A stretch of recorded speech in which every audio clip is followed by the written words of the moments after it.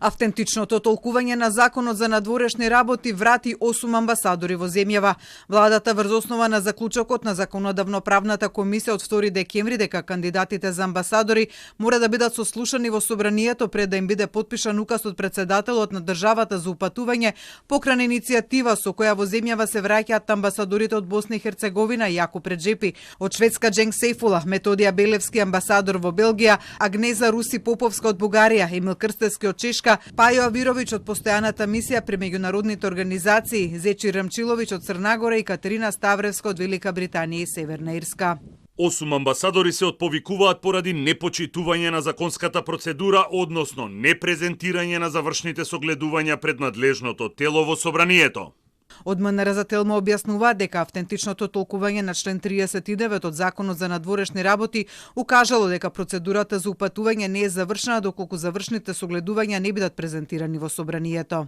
Со тоа, председателот на државата немал правен основ за потпишување на указот за упатување, што е јасно наведено во автентичното толкување. Во Македонија се враќа амбасадорката Светлана Гелева, амбасадор при Советот на Европа, но поради истек на мандатот. Гелева, која повеќе од 30 години работи во МНР, минатата година беше вброена во 75 жени значени за историјата на Советот на Европа.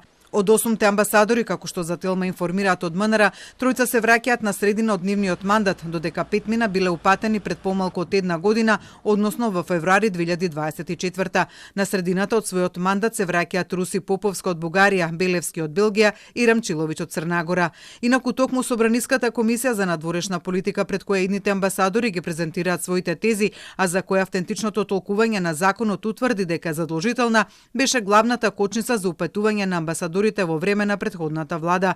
Тогашниот председател на комисијата Антонио Милошовски од редовите на ВМРО ДПМН во повеќе наврати не ги закажуваше или ги одлагаше седниците на сослушување на амбасадорите, па така во 2021 година амбасадорите за Русија, Австрија, Италија, Индија 5 месеци чека Милошовски да ја закаже седницата за нивното сослушување.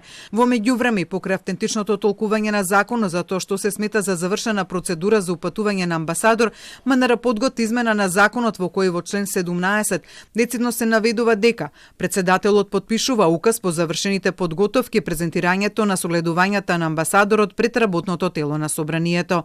Инаку владата освен што враќа 9 амбасадори, испраќа и 4 нови.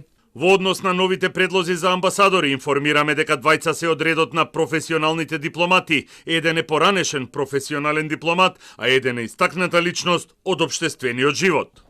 Димитар Блажевски, кој е предлог за амбасадор во Украина, и Драган Ѓурчевски за амбасадор во Хрватска се 2 професионални дипломати, односно доаѓаат од редовите на вработените во МНР. Ѓурчевски во дипломатијата влегува во 2010 година од функцијата директор на Агенцијата за млади и спорт. Андријана Цветковиќ е предлог за Јапонија, каде веќе била амбасадор од 2014 до 2018. Амбасадор во Франција ќе биде нефрологот Игор Николов, советник на премиерот Христијан Мицкоски за здравствени политики. Инаку од МНР не откриваат колку со враќањето на 9 и упатувањето на 4 нови амбасадори ќе има упразнети шефовски места по дипломатско-конзуларните представништва на Македонија. Оттаму наведуваат дека на секој упразнето место има вршител на должност кој редовно ги извршува дипломатските и конзуларните активности.